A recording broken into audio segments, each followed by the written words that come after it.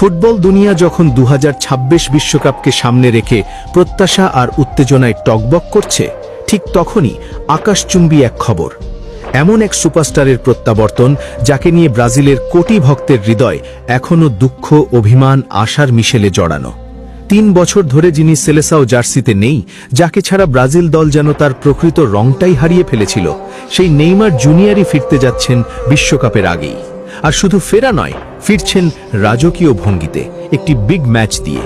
ফ্রান্সের বিপক্ষে সেই বহুল আলোচিত ম্যাচ নাকি হতে যাচ্ছে নেইমারের রিবুট, তার পুনর্জন্ম। কিন্তু প্রশ্ন হচ্ছে, এই নেইমারকে নিয়ে কার্লো অ্যানচেলোত্তি আসলে কি ভাবছেন?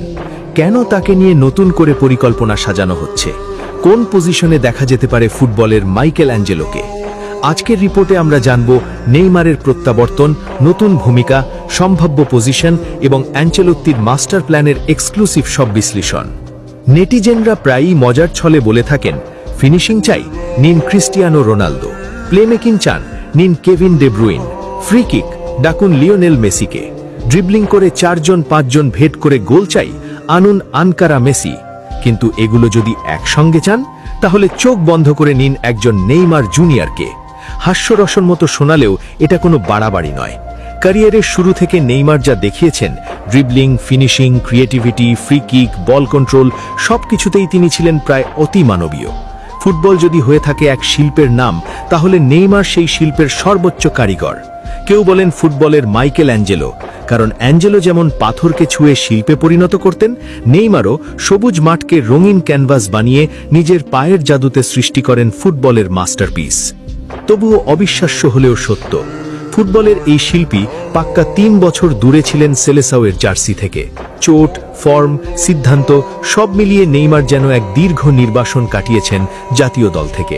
প্রতিবারই শোনা গেছে আজ ফিরছেন, কাল ফিরছেন, কিন্তু দিন পেরিয়ে গেছে মাসে, মাস পেরিয়ে গেছে বছরে।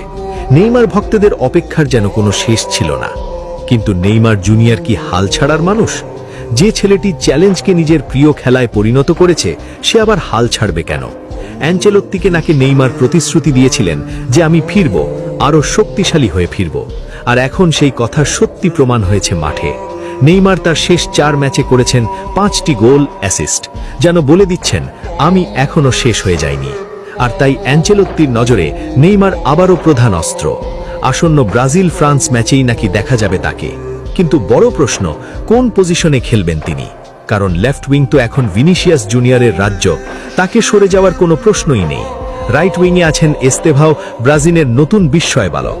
রাফিনিয়াকে কখনো কখনো নাম্বার 10-এও চেষ্টা করা